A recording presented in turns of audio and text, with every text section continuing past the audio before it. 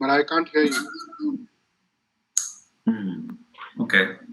Okay, we'll attend to Girish shortly. I'll request the team to speak to Girish and get him to hear us.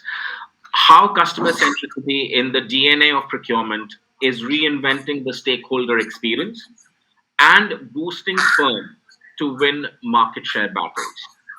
Now, when the revenues are dwindling, I think the market share is something which most of us are immensely concerned about. I'll very quickly introduce our panelists, which include Somnath, who is Head of Procurement and Logistics with ITC Food Division. I've got Pratap Ranjan Sahu, who's the Chief Procurement Officer with Rockman Industries. I've got Dr. Amit Sharma, VP Contracting and Product Development with Abercrombie and Kent. I've got Girish, who's the Chief Procurement Officer with Pidilite. Vikram Mishra, Director, Strategic Sourcing and Operations, North Asia, Southeast Asia, and India with Mars. And Gaurav, who's the co-founder and CEO of Procol, will be moderating this session. Gaurav, I'd request you to please take over. We are slightly behind and hence I wouldn't take too long. Over to you, sir. Thanks, Shantu, for the quick introduction. I hope I'm audible to everyone. Yes, can hear you. Thanks. I think we have a phenomenal panel here, and the topic of discussion is customer centricity in procurement.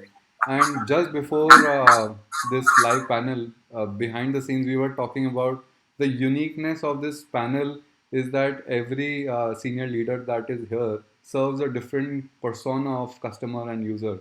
And we hope to bring the best out of how these industry leaders serve each of their customers better through their business skills in procurement and sourcing. I will quickly let everyone here in this panel introduce themselves, starting with Somna, Pratap, Amit, Girish, and then Vikram. Would be great if you guys could introduce. Going first, I'm co-founder and CEO of Procol. We build procurement technology, India's fastest growing company in procurement technology for sourcing, and we specialize in sourcing processes and automation. But over to you, Somnath. Sir, you're on mute. Yeah, sorry about that. Thank you, Gaurav. Quick introduction about myself.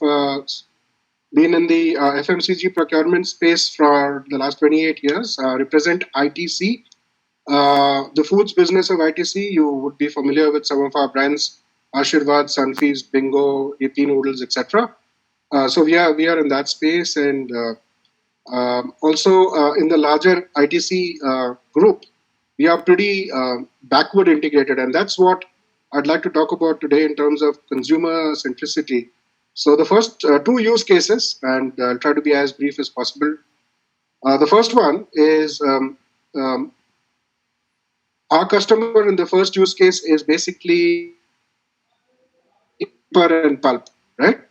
And in this case, the business is ITC Bhadrachalam, the paper business. And how did the procurement and supply chain strategy work for us and work for the customer?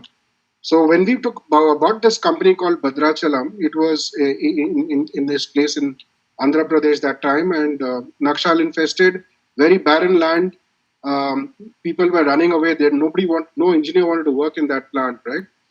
And so what did we do here? We actually went in there, and while we were renovating the plant and putting in new machinery, etc., our agronomy team was actually working with the local tribals. And we embarked on a huge agronomy program. And today, what used to be barren land is 127,000 hectares of almost lush green forest. So, it took 5 years initially for us to handhold with those tribals and give them a salary and give them incentives for the first batch of trees to come. And since then, every one tree that we cut now, we plant 5, and it's growing.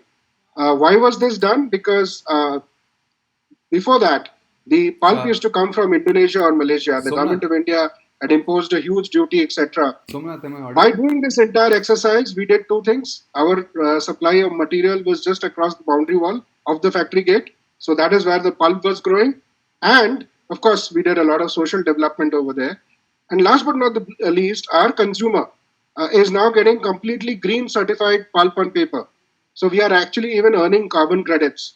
So it's a complete win-win. A lot of the European players actually come to IDC Bhadrachalam because of its sustainability efforts. Sounds good. Another very Somnath, quick example to do with my own division yeah, is we wanted Somnath, to launch a dairy business, and before we went in, we realized our customers are going to be children and can't be any risk whatsoever in terms of food safety and traceability and sustainability. So we went back and we created this huge supply chain for milk in Munger in Bihar, one of the most backward areas. And today I'm so proud that if you buy an Ashirwad ghee or if you buy our the Sunfeast Wonders Milk products, etc., all of them are from that back end, which is extremely sustainable. It helps the social milieu, and our consumer is getting something which is completely safe. So that's about my 2 minutes. We'll come back if there are more questions. Thank you. thank you, Somnath. I will quickly request Pratap and others to introduce themselves. Hi, panelist, and thanks, Gaurav. Myself, Pratap. I work as CPO and head supply chain of Rockman Industries. Is basically a hero group company. Uh, it's a 35-year-old company. Before that, I worked with Tata Motors, then GE, then Meritor, and Uniparts Group. Last 10 years, I have been in the procurement head role. Okay, primarily into the automotive supply chains, automotive and the transportation supply chains. And it's quite pleasure to be part of this panelist, part of this very powerful discussions. One of my most favorite discussions, customer centricity. I think the customer centricity was always there. Okay, I don't believe that since the company started or the department started or the function started, the customer was not addressed. I think what is most important today we're talking about is how do we address, what was different way of addressing customers, and how do we enhance the experience today's time. That's what I think we're talking. Okay, so if you talk about our companies or my experience, what goes in, uh, I would primarily see that my customers are always my center of my all things what we do. We try to derive the starting with the most important factor is KPI, to how you deliver that. Everywhere the customer is always at the center stage. So I think I would like to highlight that customer centricity is always there, and it has to be there. We experience pre-COVID, post-COVID, before that, all as this time starts. But I think how we experience that and how we bring them into consideration in doing our work, that's something it always fascinates me. That's what my two cents today. Thank you, Mr. Pratap. Coming to Dr. Amit, please go ahead. Hi, good afternoon, everyone. Thanks, Gaurav. Okay, a brief is Dr. Amit Sharma, and I had the procurement and the product development for the other side of domain, which is a bit different domain, which is tourism and the hospitality and the industry, which is more of a service-oriented industry. And why the procurement is more customer-centric towards this side of industry, which is tourism and hospitality, because we interface with the customer most of the time, even by keeping the procurement concepts of the customer centricity in mind. I work for a travel company. This is a destination management company, but as in layman term, we can call it a travel company, which deals with the foreigners who come from across the globe to India. And my company is world's largest travel company, the destination management company in luxury travel. When we talk about luxury travel, the people who can spend about few lakhs rupees per day on their travel is something we are here for them. Along with that, I am the consultant for United Nations World Tourism Organization within my capacity to work out the strategies and the mitigation of COVID-19 challenges which we are facing in tourism and hospitality industry. And in this project, we have been looking at various components how procurement and the product development can be clubbed together to mitigate the challenge of COVID-19 for this particular sector. So moving forward, during the discussion, I look forward to have detailed input about how the customer centricity is in the DNA of the stakeholders' experience. I just give you food for the thought that for us, the customers are the people like you. You know, I mean, if you're traveling with your family, if you're planning a holiday or business travels, what all you would like to expect from your supplier, your destination management company, or say that even if you are booking something from online portal, a package or anything else. So whatever your expectations would be on the back end, we curate those expectations. Hence, here the foremost focus for us goes to the customer centricity. So maybe next round I will be having more discussion on that. Back to Gaurav. Thanks, Dr. Amit. Surely we are all the customers of your offering, and more keen to hear more about your experience. Over to Mr. Girish. Please go ahead. Yeah, hello all. So I have joined Pidilite as Chief Procurement for Raw Materials. Before that, I have had experience in the EPC industry for a brief period and a long stint with Asian Paints, where I have worked in multiple areas of supply chain planning, procurement, new product development, etc. So, of course, when you move across multiple stints, you tend to see a larger picture. You see the end-to-end nature of the supply chain, and somewhere at the end of the day, it is all about being able to meet the requirements of the customers. Moving into procurement has been really, exciting from the context that you get an outside-in perspective of the supply chain. At the end of the day, you still want to service your customers, but how do you kind of manage the external variables? How do you manage the external shocks that happen in the environment? I think that is something that procurement kind of fences and ensures that the processes inside the organizations are taken care of.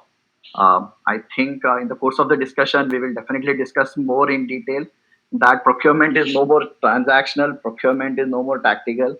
It is something that is strategic. It has its seat at the in the upper echelons of the management in terms of not just doing procurement, but also making decisions on business planning, decisions on margin management, and the likes. So I think in the course of the discussion, we will see how we have kind of changed, how COVID had changed all of us, and brought procurement's role at the center of the supply chain back. Thank you. Thanks, Mr. Girish. Uh, Mr. Vikram, looking forward to hear more from you. Vikram, you're on mute. Can you hear me okay now, Gaurav? Yes. Yeah. Okay, great. Hi, good afternoon, everyone. Vikram Mishra here. Really good to be here along with all the other panelists. And thank you, Gaurav, for organizing this wonderful discussion today. I'm currently with Mars. We are a chocolate company, and we also make pet food. So Snickers, M&Ms, Pedigree, IMs are some of our very world famous brands. I lead the strategic sourcing and operations team across 11 countries in Asia. So we call this cluster North Asia, Southeast Asia, and India.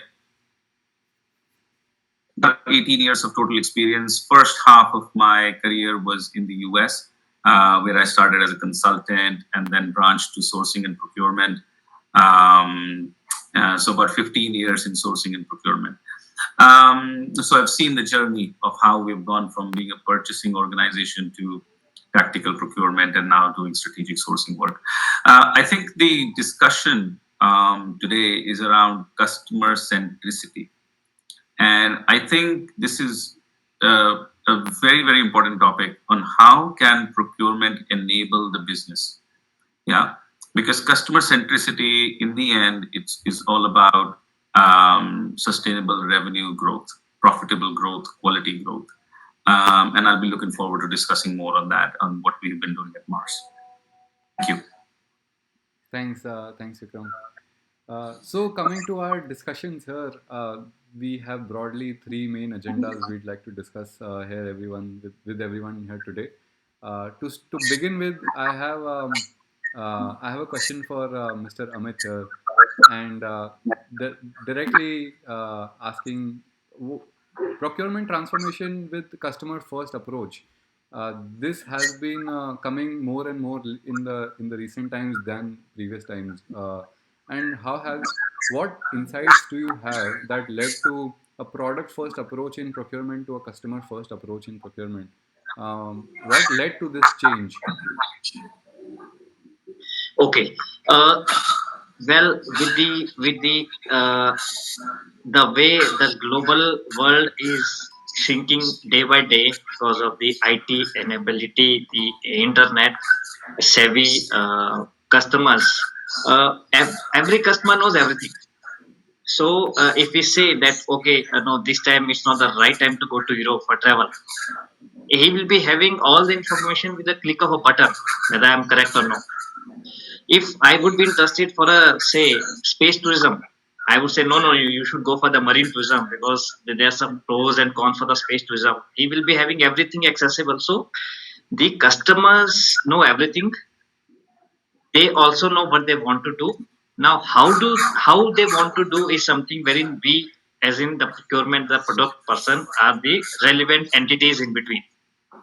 How to get those things organized for them is something wherein the procurement comes very handy. Uh, the personality behavior of the customers, it vary from country to country.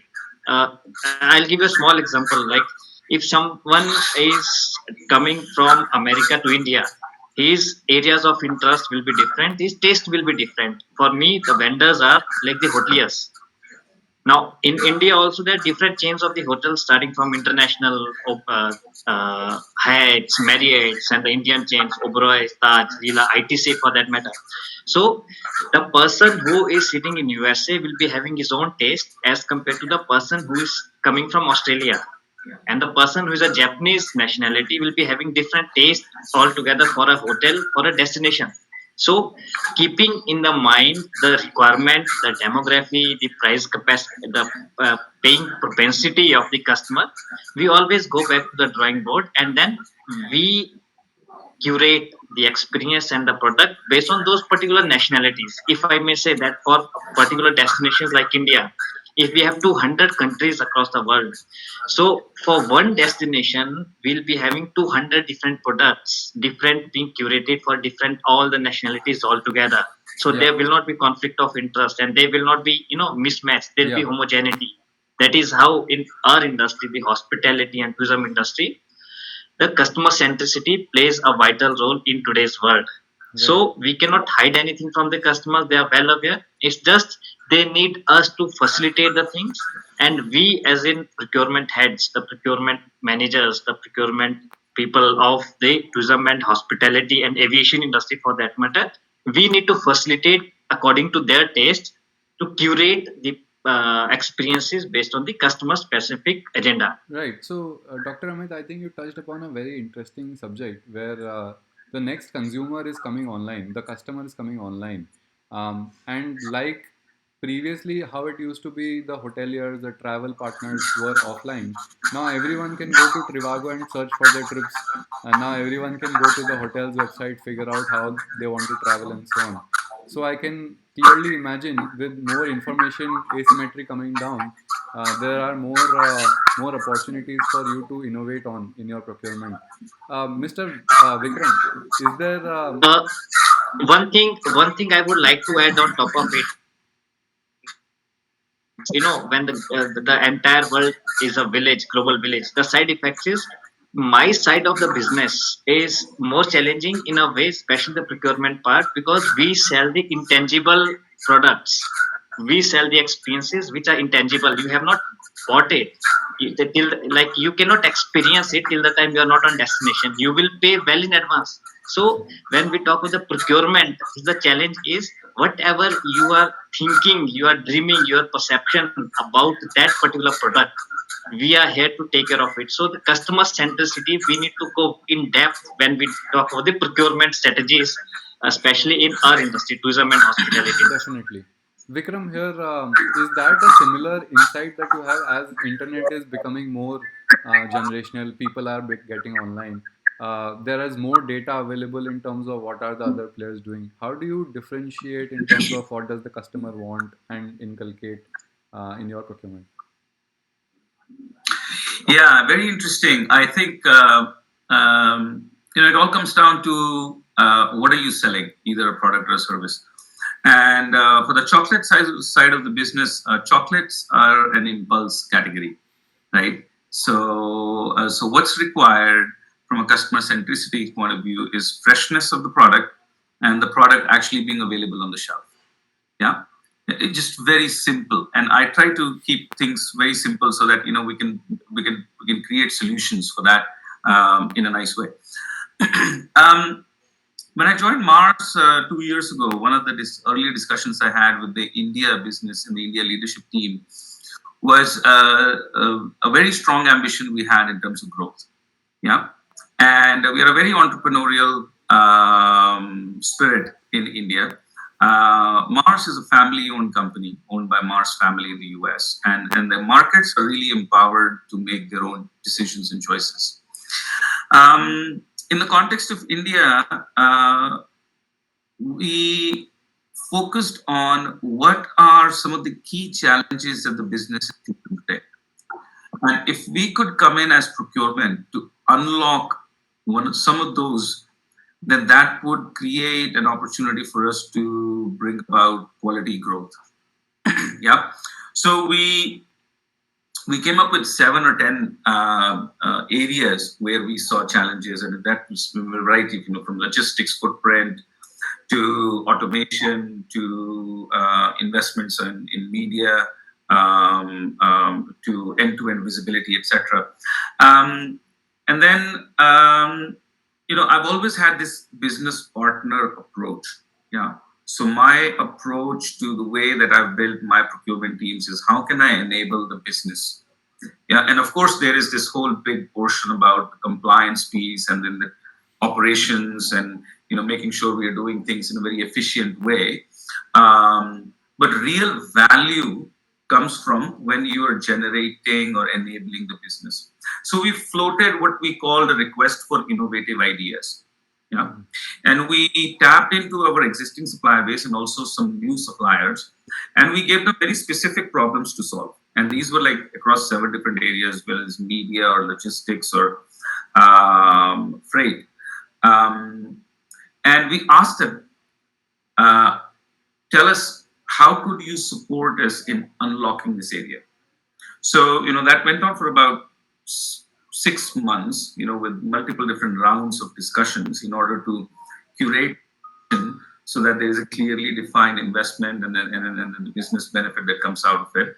And then we had a supplier innovation day wherein suppliers came in and presented their solutions to the India leadership team and also our teams, functional teams. That's And very then, interesting.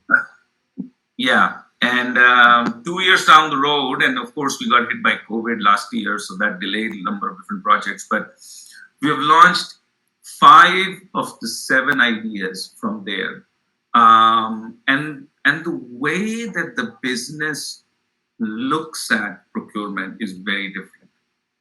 Yeah, and I would encourage all of the youngsters who think of procurement as probably a staff of 20 or 25 people sitting in a corporate office who cut POs. That's we have come a long way from that. Procurement is very much integral part of the business. It's probably the only function along with HR that touches all the different functions, from demand to supply to overheads. And we were for a long time focused on the bottom and cash. But this forum is rightly titled because now we are actually moving to the top line as well, enabling that and co-creating solutions. So, I can give you very specific examples. We probably don't have time for that. Transformation on the media side, transformation of factories, transformation for the route to market, etc. But that's where my passion lies, and that's how I've built my procurement teams. Sounds good, Vikram. Thank you for this quick insight on how things have changed over the years. Coming to another interesting line of thought, while these changes are happening, procurement teams are evolving themselves. measuring success and setting the right KPIs and metrics is an important function to drive these innovations internally and externally, be it for your teams or for suppliers. Um, I would like to ask Mr. Pratap here, sir, how do you go about setting these up and share some experience on this, like how you've driven success for one of these projects and what were some of these KPIs and stuff. You're on mute, sir. Okay, thanks, Gaurav. This is one of the critical point. I mean, we all know that the procurement department has changed from a backstage tactical role to strategic to customer centric. I think the question here is the how do we deliver that, or how do we want, how do we really make that practical possible, or how what kind of things we do that we become a truly respected or truly seen as a customer centric department or work. How we build that DNA. I think I will talk about one or two things which has changed over the time. The KPIs, when I talk about key deliverables of procurement team, I remember in fact 20 years, 10 years before used to be typical material management, cost saving. Now today, how it has linked to the top line, what Vikram has said very correctly, co-creating the top line. Okay, the deliverable has changed. How do you support business growth? How do you support the new product introduction in the markets? Okay, so this was not there 10 years before as per the procurement team deliverables. Second thing is that we you talk about suppliers with a asset light scenario. Most of the business are now asset light. They don't own anything. They don't own their own manufacturing. Everything is outsourced. Okay, that scenario, your supply chain is basically your operations. There is no more manufacturing team. Okay, so how do you how and you're being more your suppliers are more being close to end customers. That means how do you really bring that transparency? How do you make it more efficient? That your outsourcing becomes really more enabled to meet the customer requirements. And all those things, transparency, efficiency, productivity, everything. I can't think it without technology. I really can't think. Now, if I had to do everything with technology, without technology, maybe I need a really a big team, much bigger team, and that too. Now supply chain is going local to global, all worldwide. Okay, it is practically impossible to do it without technology. Yeah. So I really appreciate the role of technology today's time, and a lot of things has become possible. Okay, to make the customers experience that what you're doing today. Customers should see what each stage, our activities there. Suppose we are delivering something, the new projects. Okay, today there are a lot of tools which can do your project management so transparent, so nicely, so efficiently that your customer can see what stage you are lying, Yeah. right? And even your procurement cycle, life cycle is completely transparent now. Hmm. That builds transparency, that reduces leakage, that improves the efficiency. Okay, that without technology, I can't think about that. Your So, customers can see, your operation team can see where exactly your life cycle right now, which stage of life cycle. Okay, so I believe technology is a big thing while deriving to KPIs, deliverables, and all around how do we improve the better experience of customer enhancement. yeah, Pratap, to touch a little deeper on that, what KPIs do you foresee implementing now? You mentioned cost saving and time reduction. They were the basic ones. What are some new ones, or what are the things that you personally follow within your company or the companies that you see in your industry? See, it's very interesting things like everybody, all the most of the procurement companies, organizations, they do cost savings. Yeah. But is the transparency? Is the how each stage your stakeholders are knowing what exactly happening in this in the organization point of view. Okay, so now how do you build the transparency in your in deliverables, Hmm. and how do we and the speed? The most important aspect, the speed. Yeah. How do you build speed into that? So these two things, obviously, the deliverables has changed, not changed much from the fundamental point of view, but the way the deliverable happening, okay, in terms of technology adoption, all those things has changed. So Yeah. that enhance the customer's satisfaction. Right. Thanks, Pratap. I think the fundamental point is as companies are evolving, they have to put the right checks and balances in from cost savings to now transparency and other verticals also to deliver success in the process and project transformation in procurement. Coming to the third and most critical piece here, I would request Somnath here and Mr. Girish to share their inputs on an interesting topic which I think everyone here would be very curious to learn more about is uh, post-COVID era of procurement and 2021 future outlook for how are the teams evolving, what technologies they are adopting, and what are they prioritizing amongst these initiatives that we just heard from other stakeholders. How do you see initiatives being taken up? What are few of the new initiatives that you have seen taken up? If you could share three insights each from your respective companies, would be, I think, very helpful for the audience here. Somnath, you're on mute. Somnath, you're on. Hello. Yeah, I'm saying sorry, Gaurav. Owing to some audio issues, I didn't figure that my first part was only supposed to be my introduction. So I also said my use case at that point of time. Well, I guess that saved a little time for everybody. So that piece is done. Now, coming to quick lessons from COVID. So, we were very fortunate on two counts. ITC Foods, I'm talking about here specifically. Some of our businesses have not been so fortunate. For instance, our hospitality business, uh, you know, uh, well, we'll come to that. But Yeah. in our business, we had taken a call early on, maybe about 4 years back, to move towards a high degree of digitization. And believe me, that is what came to our rescue during COVID. In fact, we were one of the few businesses that when Pradhan Mantri launched the lockdown, or he announced the lockdown on the 23rd or 24th of March last year, if I remember correctly, we went into a huddle. We were preparing for it because when the Janta curfew and all was happening, we knew that there is going to be a disruption. We will probably follow many European countries and Singapore and go in for a lockdown. So we were already preparing. But when that happened, that night we took a call that from the next morning, our plants will continue to work because we were the essential commodities. We were supplying the food items. And if you remember, the first couple of months of the lockdown, you couldn't buy, people used to buy 1 kilo of water, started stocking 10 kilos. Salt went out of supply because everyone thought gargling with salt and hot water is going to cure COVID. And whatever the reasons might be, but the demand just went through the roof for us. And we did not stop for a single day, Gaurav.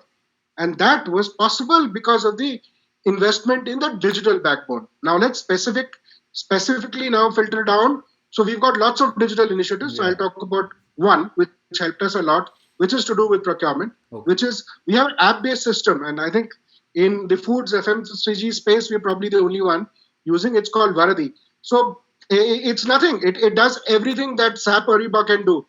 Okay, but it is a very simple 12 MB download for a vendor with a smartphone. All your conversations with the vendor, all your RFQs, his responses, his quotations, your recording business, and from there, whoever the approval of that business by the requisite metrics manager, and from there, that approval going into the info record into our SAP and the purchase order creation and going to the vendor, all of it is automated. And Wow. therefore, our teams sitting at home, and we didn't come to office for 8 months. Sitting at home, we catered to this massive surge in demand, sometimes over 250% as well. Right. Mhm. So we were able to do this because of technology. What have we learned? What else have we learned? So, I a bit of an old school person, as you can see from my profile, but I've always believed in Atmanirbhar. So it is now a fashionable word propagated by the Prime Minister. But I tell you what, India has always been a country with very high import duties.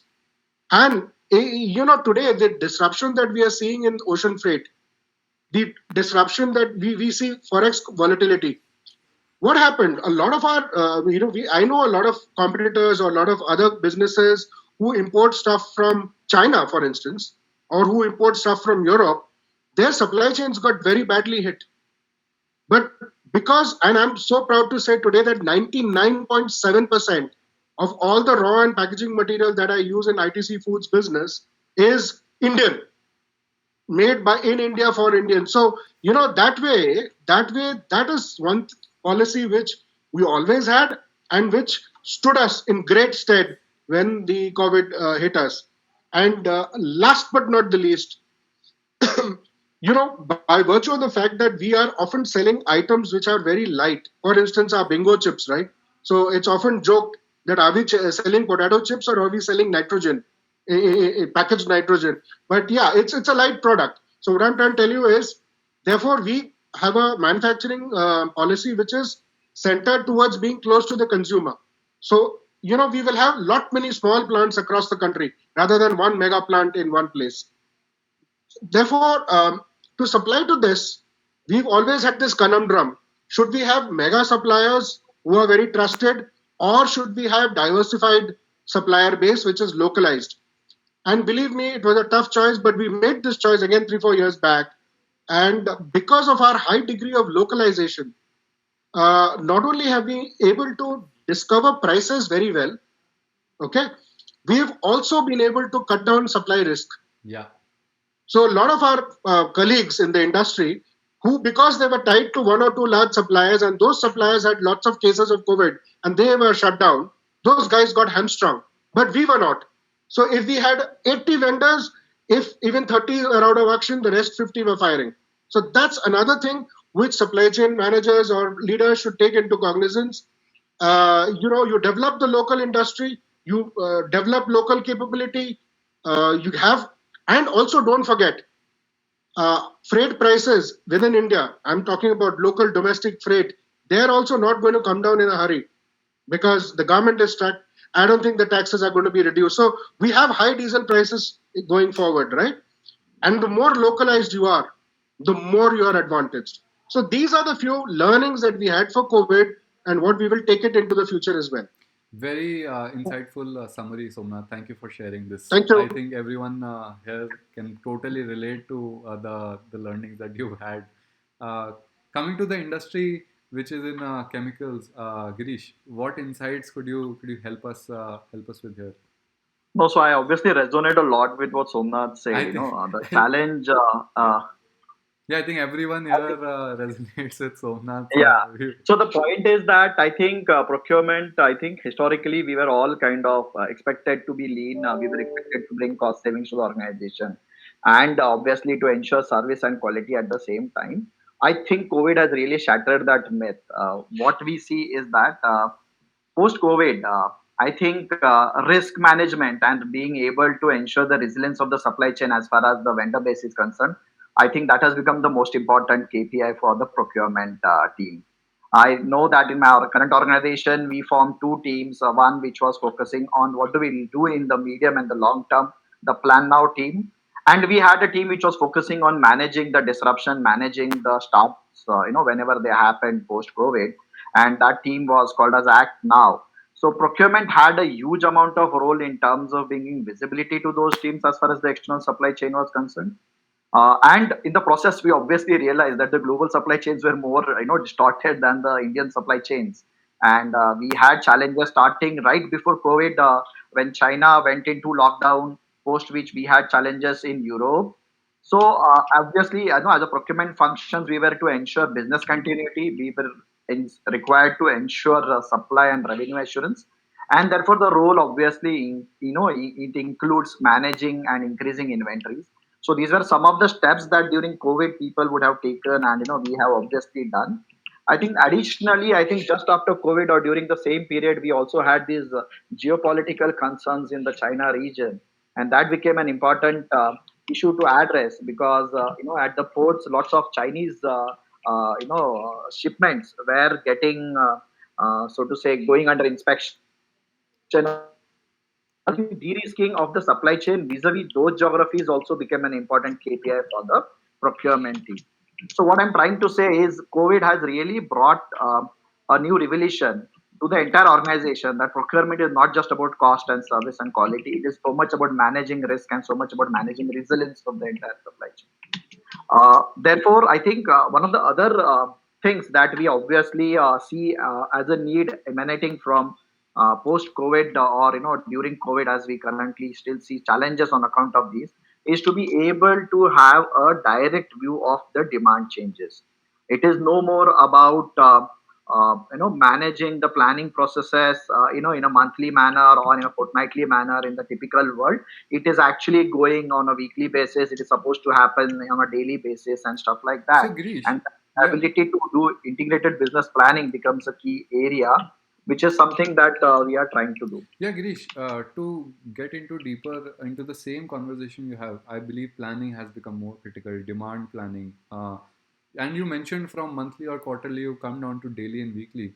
Can you share some insights on how you've been able to do it? What exactly do you guys do?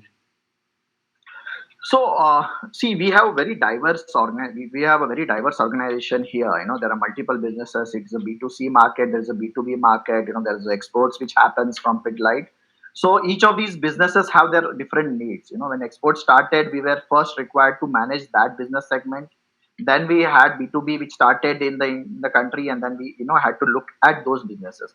At that point of time, and most of us would know that there is no forecast of the demand. So Yeah. forecasting was technically dead in that sense, but being able to look at our inventory levels, being able to look at the actual needs, and what we did was started using empirical rules in terms of saying, okay, look, what happened before COVID, what was our consumption during the December to February period. If you could use some amount of that insight and use that information to plan our inventories, I think that is what we started doing at that point of time. In terms of our weekly reviews, of course, we started looking at products which had better consumption or better sales for that matter, and correspondingly look at managing inventories or procuring raw materials around those systems. We had, of course, challenges in terms of managing the entire value chain, but I would believe that it was definitely better managed than maybe a typical planning cycle of a month or a fortnight would have really served. Right. Okay. Thanks. Thanks for this, Girish. Broadly, while we, I mean, I'd love to hear more thoughts from Pratap, Amit, and Vikram also on the initiatives they're taking. Uh, Actually, let's jump into that first, and then move on to an interesting I, thought I just had. I would want to discuss with everyone here. But starting from Amit, how have you been seeing this year, and what changes are you making in the organizations going forward? Well, I think our industry is the one of the hard hit industry due to COVID. I When think, there is yeah, restriction for the movement, that means any industry which handle the movement is under this problem.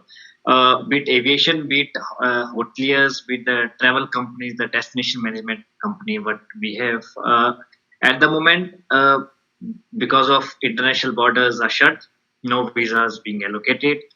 Mitigation process for COVID recovery process is on.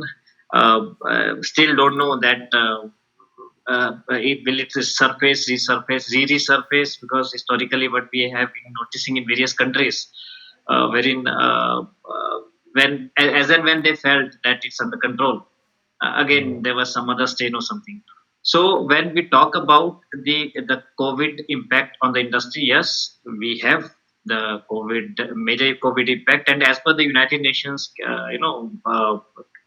like they had a report that the tourism, wherein we used to have around 8 to 9% of the GDP, global GDP contribution, every 10th person of the world is directly or indirectly employed because of tourism and hospitality and aviation industry. We are in the era of 2018. We are back, like whatever we were as in tourism industry and hospitality industry for GDP contribution and the work exposure wise 5 years ago, we are at this point. So we may take 2 more years to recover, but for most thing, the strategies which will be followed by this industry will be more focused on the domestic clientele, wherein if being India is a vast country, we are as good as 30 small European countries. India as a whole. Sure. So the focus for tourism recovery, as I think Somnath mentioned or Girish mentioned, that when we are talking about the travel within our country, I think that is the way forward for any of the hospitality and tourism chain to move forward. Sure. So, so moving forward, I think when we talk about the procurement strategies, how it gonna impact post COVID, I think first and foremost thing will be the health and safety audits for the vendors, wherein keep like yourself into the client shoes. If you would like to travel alone or with your family or with your friends, what and first thing come in your mind is whether I will be safe wherever, like medium I am going to take. Maybe you're taking a flight, or maybe you're going to stay at hotel, or maybe you're going to visit a restaurant or museum. So those vendors, we are focusing on those vendors wherein the health and safety audits will be fully complied. That is number one. We need to focus more on skill development of the women empowerment, the skill development of the youth, wherein sustainable development goal. We have 17 SDGs in all, wherein the target of the United Nations is by 2030 we should be able to meet all these SDGs. So three or four are indirectly linked with the tourism and hospitality industry. So moving forward, procurement focus will be more towards going to the grassroots level, wherein we can support the last person of who is directly or indirectly involved with this industry. We can have the sustainable enterprise. We can contribute it back to society in terms of women empowerment and youth empowerment is the way forward for the procurement in next times to come. Got it. Vikram, over to you. What top two, three changes you are making in the procurement organization to embrace the 2021? Yeah, I think just looking at how tying it to customer centricity, because that's the topic, the key topic. So, the clearly change in consumer behavior. So, first is the rise of e-commerce, right? And so there is a lot of focus on digital commerce, and that's across the board, across the businesses for us. People don't want to stand in line to buy pet food or to buy chocolates, etc. So there's a very clear focus on building that as a category for us. That's number one.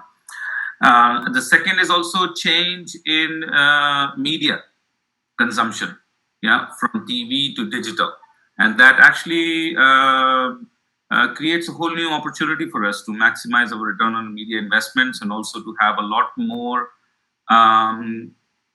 focused approach on media. So those are the two, and I say the third one is visibility across the supply chain. Yeah, with the disruptions to the supply chain, and last year was very extreme, but the effect of that continues to be till and will continue to remain at least in this year.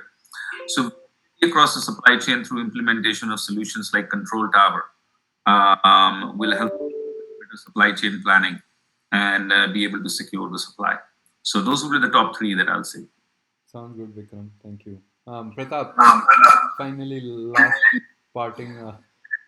Where do you see changes happening, and what are we doing about it? Okay, thanks for again picking us another important topic. See, like Somnath is, I think, one of the industry which was there pre-COVID, post-COVID, and he has gone through a lot of roller coaster ride. I think ours is second industry which has taken a V-shaped recovery, automotive industry. Before other industries could realize, okay, we are up running by September, October, you're at the pre-COVID sales level. So, and by the time, if you look at our supply chain, is a heavily dependent supply chains, automotive, and a very strategic supply chain.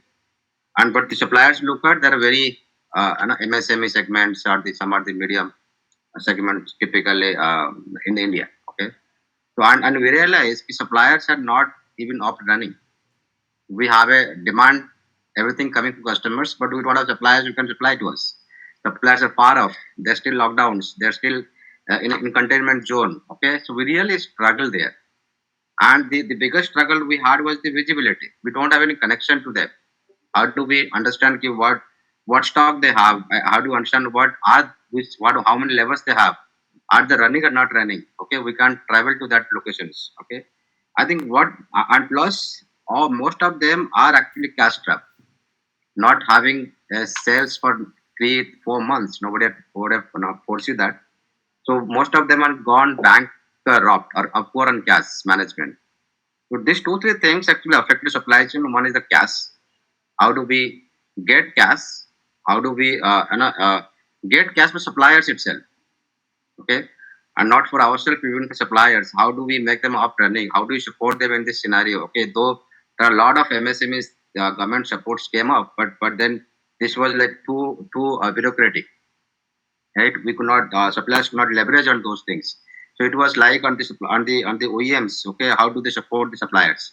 So cash is one thing we try to bring them credit on a exchange program where we can support them on the bill discounting kind of thing, and we made a quick systems where they can just upload and come into that system of bill discounting.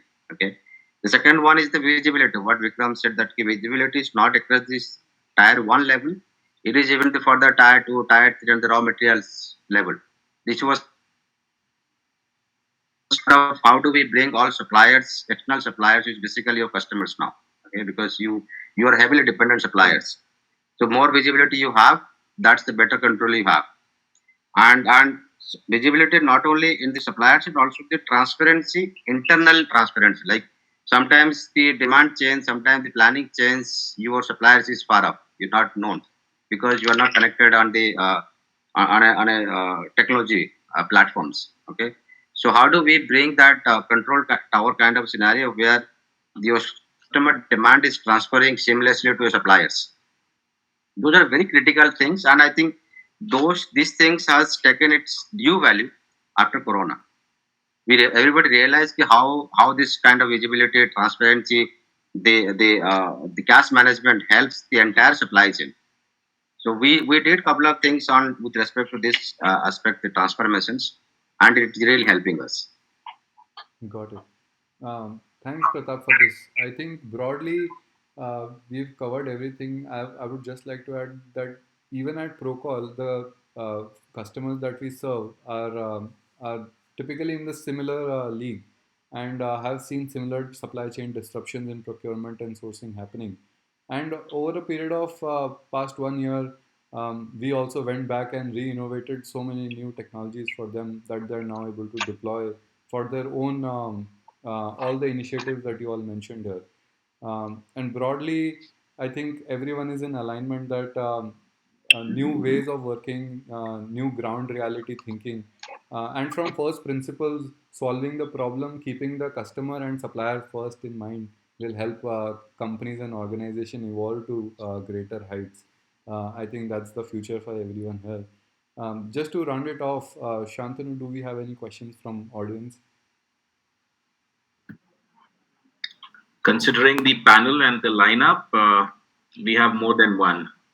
Do you want me to start addressing the questions now? Yeah, I think we're good to go. Okay. All right. Okay, so the first up, it's from Sandeep. Many a times in EPC project business, we find if you are too much into centricity or if you are too customer centric, customers need how many balance need one cost and the optimum quality is a challenge. The tussle between the project managers and SEM department happens on these aspects. The question really is how far one may go balancing these aspects. I would leave up to the panelists whosoever would want to. I can give it a shot, and I think then others can contribute. Right. So for me, it all ties to the business objectives. Yeah. And supply chain is not independent of what the business is trying to do. Look, you can't go after everything all the time. Yeah. So in the growth phase, sometimes you are investing and you may not make profits, but you're clear that you're investing for growth and you're investing for the future. So it's very, very important to actually define the business objectives and goals. And from there, everything stems. Yeah. So supply chain project. So there should be of course, there is um, tension, and that tension should exist because that leads to better solutions. Yeah. Just I would say, ask why 5 times. Yeah. And then the richer the discussion, the better is this outcome. Service levels versus cost. Look, right now with the GOT, global ocean transport industry in flux, we are doing airlifting product from one place to another. That is impacting our profitability, but we are very clear that we want to serve our customers. We don't want pet parents to be out of pet food. Yeah. So it's a trade-off. It's not something that is ever going to be a perfect world. But yeah, that's my perspective. Yeah. So we in the foods business, we in the foods business are blessed. We never have such doubts in our mind. Who's our customer? Our customer is typically a 5-year-old kid to a 15-year-old kid. So, and he's the guy who will be eating the candy or the Fabel chocolate or the Yippee noodles, right? We cannot. And for us, the driving credo is quality. So, everything. So it's quality first, followed by sustainability, right? And then, of course, we are not here. We are not running Mother Teresa's kitchen. So cost and the rest of it is also important. But yes, there is no balance. There is a precedence. There is a hierarchy of preference. That's the short answer. Yeah, I think just to add here what Vikram said, typically the question was with respect to EPC projects, where there is always a bit of confusions. What the customer wants and what is available or what we can do. Okay, and what customer wants, sometimes the cost shoots up because everything is not paid by the customers. Okay, I think the question is that to that how much we can bring a balance. And today's contest, I think this is very important question, that how do we take care of customers without affecting what is required by the organization also. This the mindset change has to happen in the supply chain. We are no more a backstage department. Okay, we are actually very close to customers. So there's nobody else going to give us the requirement. The requirement has to get evolved along with customers. I think as soon as we get that mindset into, then probably this question will not be coming. Okay, what is needed by customers? So I think that's exactly the customer centric has to go into the DNA to derive the requirement and to meet the customers. There's no compromise to that. Okay. Now, there's another question I have here from Sumit. When we talk about procurement from different industry standpoint, definitely centricity to customers is key. There are subsets to the question. How would you recommend to make a healthy supply chain? What key criteria would you have to ensure that you allow all groups from society to be a part of your chain? I think broadly this question is coming down to two statements. One, first half, I think we broadly covered earlier, where everyone shared their insights on how they are making their supply chains healthier. I would focus more on the second one. What criteria would you have to ensure you allow all groups from society to be a part of your chain? Which, correct me if I'm wrong, I mean, I'll not interpret this and let the panelists take this one. I can give a quick soundbite here, and I think it's a very good question, and I think Anirudh, right, Sumit. So very good question, Sumit, on how do you build a healthy supply chain, and I think it again goes back to the business. Yeah, so different supply chains have different requirements. So whether you're building for and what are you solving for. It's very important to ask that question. Are you solving for agility? An agile supply chain will need to have a very high level of visibility, high level of adaptability as well. Or are you building a robust supply chain? Yeah, a robust supply chain may not be very nimble and agile, but it will be very reliable. And so, and the world is heading more and more towards digital commerce, and and consumer behavior as well, and that will just continue to grow. So I think, fundamentally, what is coming towards us at great speed is change in consumer behavior, and the businesses needing to adapt to that change very quickly, and the supply chains that are built to be able to sustain the change and quickly adapt to the newer world will deliver sustainable growth.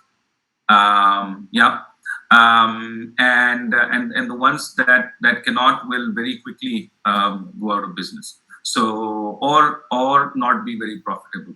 So there's no one definition of a healthy supply chain as such, but there are many different designs. If you want to go into a theoretical aspect of supply chain design, there are many different.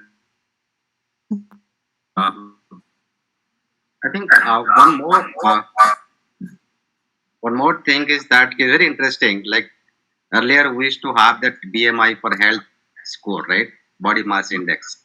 Now today we talk about wellness score, which talks about your health, which talks about your wealth, which talks about mental satisfactions, mental, so many things. Okay, that defines that how well wellness you are, right? But I think supply chain also has gone through that kind of trajectory. If from a typical KPI driven performance to what your customer wants out of you, that defines your health. So I think it is a very evolving one. Your health will be defined by your customer scores. The customer wants you to be healthy on the speed, agility, or customers wants you to be healthy on a very cost conscious supply chain. As long as you are close to the customer satisfaction, that supply chain is healthy. Yeah. I agree. I agree with Pratap and Vikram, because when you talk about the consumer behavior, I think today, sitting in the month of February, the nature of the requirement, especially in tourism and hospitality sector, has changed now. Now the bucket list of the clients is more towards wellness resorts. They would want to go to the place wherein they don't want to see more of the crowd. They do not want to interact with the people. So when there was a time when we used to talk about luxury as in part of the expensive of the hotels, wherein 250, 300, 400 odd rooms, and there'll be a chauffeur-driven car, and there will be restaurant full of the people with everything, all the expenses. Now it has changed. Now people would want to go close to the nature, wherein they would want to stay in a place where they have 8 to 10 rooms, which may cater to around 15 to 20 people. Rest the hotels, and these we call it boutique wellness, wherein even the owners of these small hotels, they have become adaptive to the consumer behavior, that if you go to any of the hotel, any of 5-star, best of the luxury, you will always see there's a timing for breakfast, lunch, and dinner. A small example. Now there's no timing. Whenever you would want to have your meal, whenever you want to have snacks, all 24 hours there will be delivery for you, or there will be exclusive place defined for you. That is how the wellness is in the bucket list of the consumer behavior in times to come. And we, as in my industry, when I refer, we have been gearing up for that. Right. Thanks, Dr. Amit, Pratap, and Vikram. So, Gaurav, Gaurav, I have am I allowed to ask a question? Yeah, of course you are. Oh, absolutely. I think Somnath here. All right. So my question is to the panelists, and I can't hear the audience, but I can at least see the people on screen here. How many of you use Ashirvad Atta? Yeah. Okay. So quite a few hands going up there, and so I'd like to answer this question through that. You know what? It's all about, many years back, our erstwhile chairman said triple bottom line for ITC. Means shareholder, the consumer, and the environment, right? And we have believed that we've made that into a way of doing business and supply chain. And I'll just give you the example of Ashirvad Atta. So, when we launched, we were late entrants in Ashirvad Atta. There was already Annapurna of Hindustan Levers and Pillsbury, General Mills, two large multinationals who had already captured this space, and a lot of local players. But today, in the ATA space, we've got cigarette-like salience. So we've got like 91% market share in cigarettes, and we've got similar market shares in ATA. And how did that happen? What did we do right? We just linked Chunnilal, the farmer who grows Sharbati wheat in MP, to Mrs. Verma, the consumer in Delhi, right? And we were able to do this. And today, Chunilal is benefiting. Mrs. Verma is happy with our product. We have happy customers, and we have this entire program of e-Chopal. I don't know if some of you may have read about it. It's you can go online and read it. It's very interesting. It's a Harvard case study. Read about it. Now we launched e-Chopal 2.0, and you know what? Sab saath bade. We have to all grow together, right? So that Mrs. Verma, that Chuni Lal, and this Somnath from ITC will all have to pull together, and with that, we will be able to satisfy all the responsibilities, tick all the boxes. Very well put, Somnath. I think everyone appreciates this parting comments.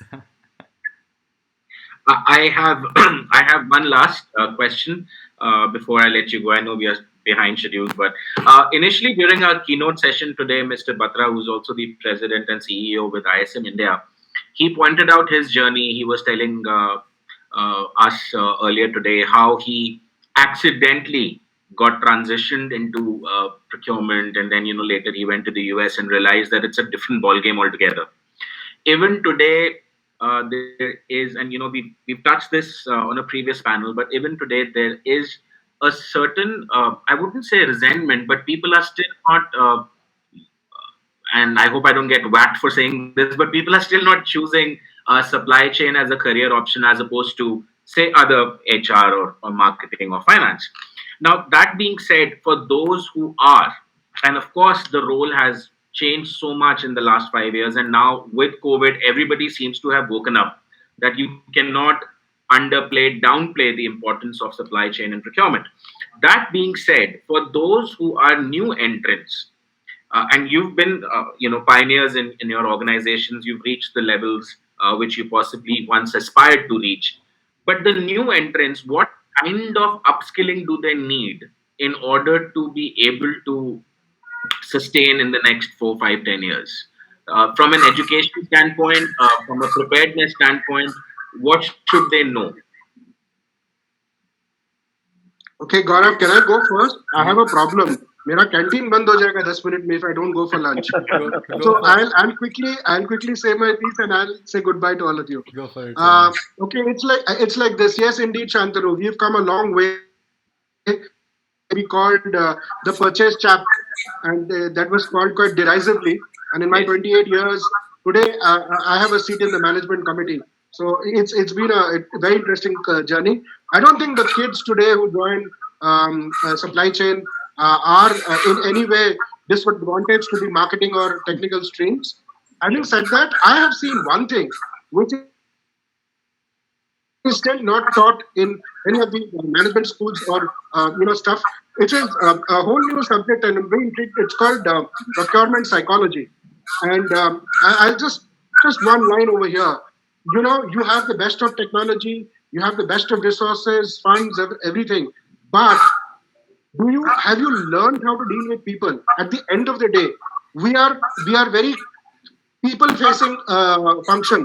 We don't face the consumer as much, but we face a lot of the vendors, right? So we have to deal with these certain psyche, a certain psychology which works, right? Which gives you the confidence.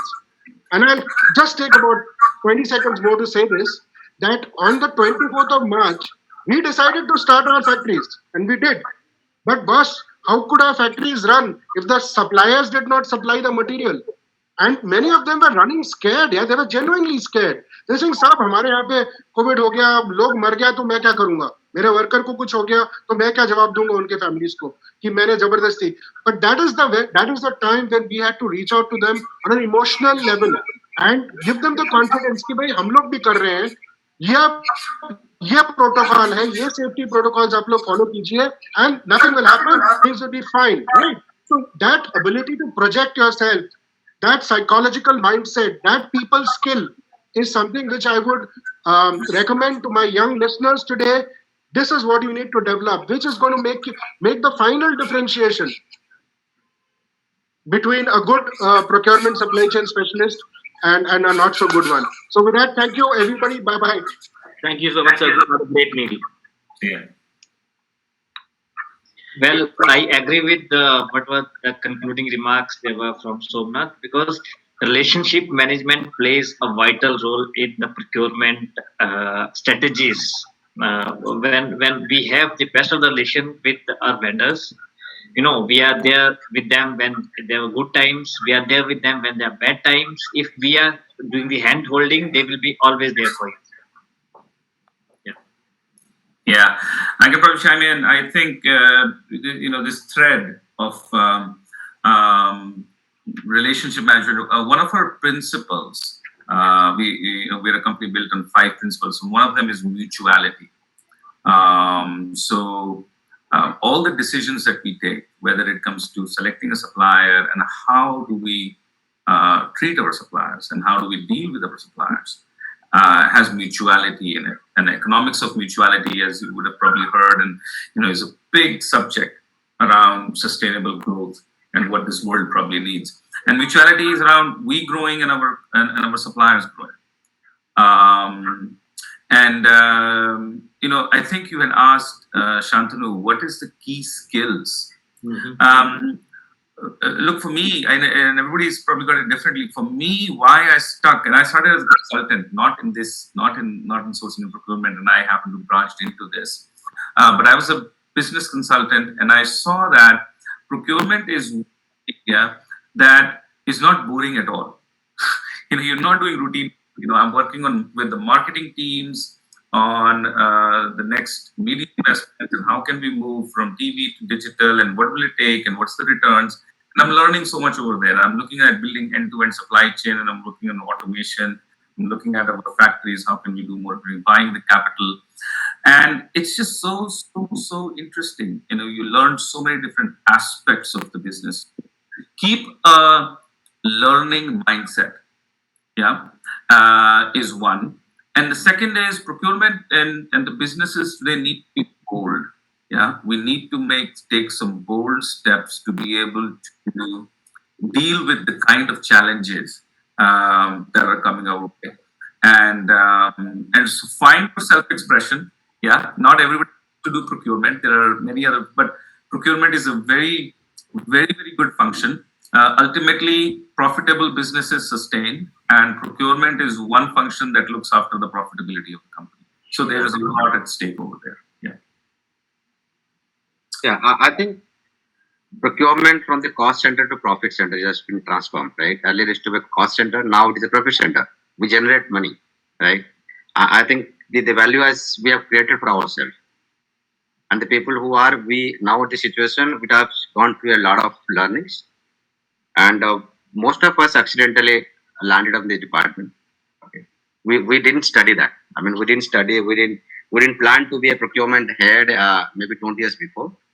But it's rightly said that while in this whole journey, I learned what probably made me to this role is that learning mindset, what Vikram said. Because this is the one department, is the one area where continuously you evolving. You are actually reinventing your things. You are challenging your own benchmarks.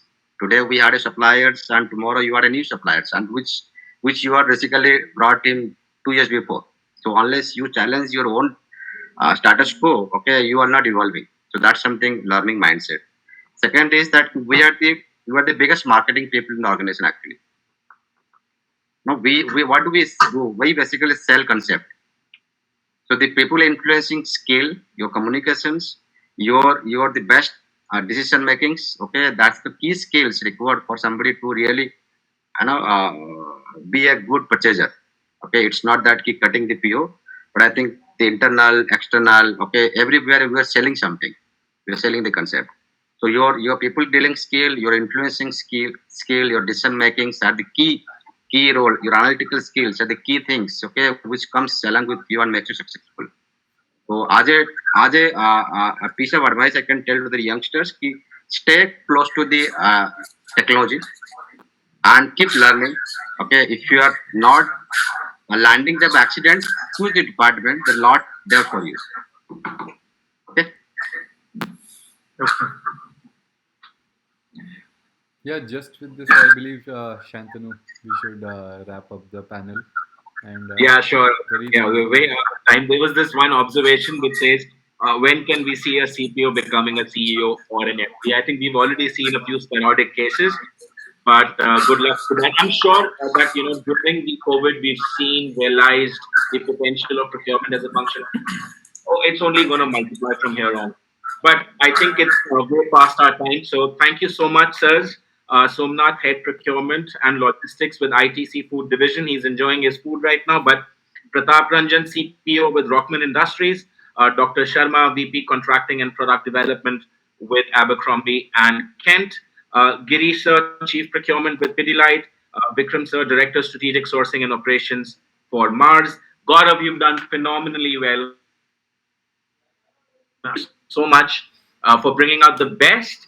And on that note, I'd like to thank our sponsors, Italite, Procol, Shake Deal, ISM India, and Silicon India as media partners. Thank you so much, gentlemen. thanks, Namaste. Shantanu. Thanks, everyone. Thank you. Thank you, everybody. Cheers, sir. Bye. Bye-bye.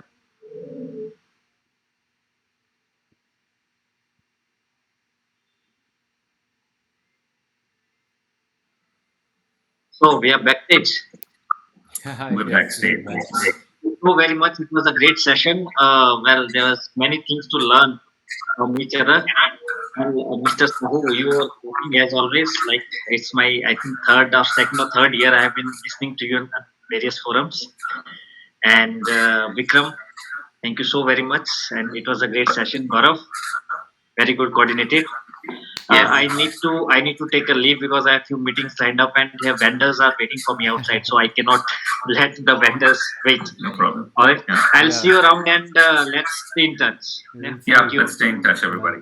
Bye Take bye. care, Gaurav, everyone. Thank you. Yeah. thank you. Gaurav, just stay. Let's stay connected.